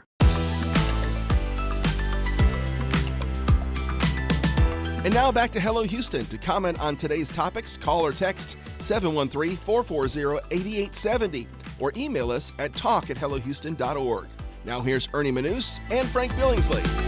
Irregardless. Right. We're back. Yeah, irregardless. I know. You know it when you say it, but it just comes out of your mouth, and then you're like, oh. My mother said irregardless all the time. Yeah, even Dark Joy caught it on YouTube. Ernie, you hit a pet peeve of mine. Irregardless is not a word. Use regardless instead. Dark One, thank you. You are correct. I stand corrected, and I know it. No, I knew it when I said it. And you just keep rolling. We talk a lot here, and it just comes out of our mouths. It's a live we've got show. to keep going. And my mother also said frustrated. Frustrated. I'm frustrated. I like that. It's like flustered and frustrated all at the same time. It's a good combination. Well, I came up with the word drizzerable. When the weather outside, is when it's drizzleable? when it's that just drizzly gray, not really rain, it's just drizzle. It's just drizzleable. It is drizzleable. And this weekend, at least on Saturday morning, is going to be kind of stormy. So watch stormerable. Out. Don't go too far. All right, I always do. It is the weekend. We have made it. What are you doing? Well, before you find out what I'm up to, why don't you share what you're doing this weekend? You can do it in the chat group on YouTube. You can call us, text us, 713-440-8870. We want to know what are on your weekend plans. But you've asked me. I will share. I'm going to a wedding. Tonight, I may very well be going to see Haunted Objects. He made it sound so fascinating. He did. Or I could be going Newkirk. to see the Rocky Horror Show. We had them on the show earlier this Yes. week. Or we could be going to see Body Snatchers over at the Alley Theater. There's so much spookiness. Spookiness is around us. Tomorrow, I'm definitely going to a wedding. We're going to a gala for the Humane Society, the SPCA. Yes. It's called Howl, H-O-W-L, Halloween. Halloween. Well, you know Hershey Grace. Oh, yeah. She's been a friend of ours forever. She's one of the honorees, and she asked us to sit at her table. So we said, absolutely. And she also asked me, but I was already preoccupied. You were more interested in going to see Greg Newkirk. Brandon Rottinghouse from Party Politics, he and his wife are very heavily involved with that gala, and they are on they the there board tonight? over at SPCA. Yes, they will be there too. So, good. So they run Yalloween, which is an organization that gives Halloween costumes to children in need who can't necessarily afford a Halloween costume, so that they can feel collected. great. We had them on the show. That's going on too. So you're doing the thing on Friday. And Saturday there's a big Halloween party at South Beach in Montrose. I keep forgetting people are celebrating Halloween this weekend because Halloween is on Friday next week. So by Saturday it's done. Yep. So this is your last Saturday before Halloween. And then I'm promised, this promise has come before. I'm promised that on Sunday we'll do nothing but sit around and watch Downton Abbey because we haven't seen it yet. You haven't seen the new movie. We'll either go to I think Edward Cinema still has it on. Yes, but So they only have either- a couple showings a day. Yeah, so we'll either do it on Sunday or we'll put it on our screen. Right, you can. It's available to purchase through streaming. If Yes. and it is supposedly the final. Supposedly, chapter. We'll like see. shares farewell tour. All right, so what else is going on this weekend? We can tell you about. Well, at Lone Star Flight Museum, they are having Halloween in the Hangar, which sounds kind of fun. That sounds kind of spooky. Halloween in the Hangar. Yeah, that's going to have a pumpkin patch, a pumpkin parachute drop. I'd be a little concerned about that. Pushing a bunch of pumpkins out of a plane, seeing where they land. That'll be going on. So that's from 10 a.m. to 1 p.m., and that's over at the Lone Star Flight Museum. Taste of Sci-Fair. I love all these taste of events. The event will feature offerings from several of the local restaurants in celebration of Sci-Fair and Houston's culinary scene. That is happening on Saturday as well. Halloween, the 1978 film. As we know, we've been talking about my love of horror. The Halloween series of films. I was dressing as Michael Myers this year. I know, I saw. You saw. River Oaks, they're going to be showing the original 1978 That starts at one. 9 o'clock tomorrow night. The John Carpenter classic. We were talking on the show about my obsessions. I think it was last week, is the different routes that those films can take. And so, but they all start with this one film. Alice Cooper and Judas Priest on Sunday will be at the Cynthia Woods Mitchell scary for a Pavilion. number You know, of I reasons. interviewed Alice Cooper. It was so nice. His daily is golf. He has a 6 handicap. He's a great golfer. You wouldn't think Alice Cooper would be a great golfer, but I said, "Tell me about your grandkids," because and he said, "I said, what do they call you?" He said, "Well, they call my wife Moo Moo." And in Hawaii, because they're in Hawaii, granddaddy is Poo Poo, and I don't want to be called Poo Poo, so they call me Granddad. I'll tell you my quick Alice Cooper story. When I used to work at the Gap in Chicago, my one job outside of this industry when I was in college, and he lived in the apartments above it, or at least had a residence there, and he would sometimes come down, and he and his, I guess, son at that point would come and play in the store, and he was fine being around and in the shopping center, because it was a shopping center and then apartments above it. As soon as people recognized who he was, they would gather up and leave. So as long as you left him alone, he was there to to stay with you. Super nice guy. Also, 25th Annual Putnam Spelling Bee happening at the Hobby Center, Pumpkin Patch at the Nature Discovery Center, and Halloween weekend at the Renaissance And Festival. Families with Pride at Discovery Grain, a free event for LGBT plus kids, families, and allies. That's 8:30 a.m. to 11:30 a.m. on Sunday. And that means that music tells us we have to get back in our coffins until Monday morning again. Irregardless of the weekend. Irregardless. I'm never going to live it down. Thank you all for joining us, spending time with us, and hopefully you learned a thing or two, maybe laughed at a moment, maybe you got to shed a tear. I hope not the tears. We'll see you back on Monday, and Celeste will be with us again. Have a great weekend. Thanks for listening to Hello Houston. Join us every Monday through Friday from 11 a.m. to 1 p.m. to talk all things Houston. The Hello Houston production team includes Garrett Bowman, William Menjivar, Jen Altide, Todd Holslander, and Jim Kovacic. For the latest in local news, subscribe to the Hello Houston daily newsletter at houstonpublicmedia.org. Hello Houston is a production of Houston Public Media. The opinions expressed by the guests of this program are solely their own and do not represent the views of management, staff, or underwriters of Houston Public Media. This is News 88.7. Tonight on Houston Public Media TV 8, after a new episode of Party Politics at 8, it's Being Texan, a Texas Monthly special at 8:30, looking at the intersections of identity, history, progress, and change. Tonight on TV 8. At Marketplace, we help you understand what's going on in the economy and why. There is no topic too large or too small, whether it's the housing market, jobs, interest rates, even the prices we are paying at the grocery store. Our independent journalism is critical in helping you connect the dots and getting the context that you need. So, join me, Kai Risdal, every weekday on Marketplace. Marketplace, weekdays at 6:30 p.m. on News 88.7. 87 degrees. This is KUHF Houston. It's 1 o'clock. Ahoy, adventurous eaters! Lab-grown fish is now on the menu. I'm Flora Lichtman, and this is Science Friday. For the first time, cell-cultured salmon is available to order in a handful of U.S. restaurants. But what's the public's appetite for lab-grown fish? It was bright orange. My first thought was, oh my God, this is Nemo on a plate. We're talking with scientific tastemakers about the future of food, from proteins cooked up in the lab to overlooked heirloom veggies. Plus, a new science documentary series invites you to get up close and personal with your human ancestors in all their weird, fantastical glory. Like, it was a magical kind of, like, it almost sounds like I'm a child and kind of making this stuff up. But I promise this is real science. That's all coming up. Don't go away.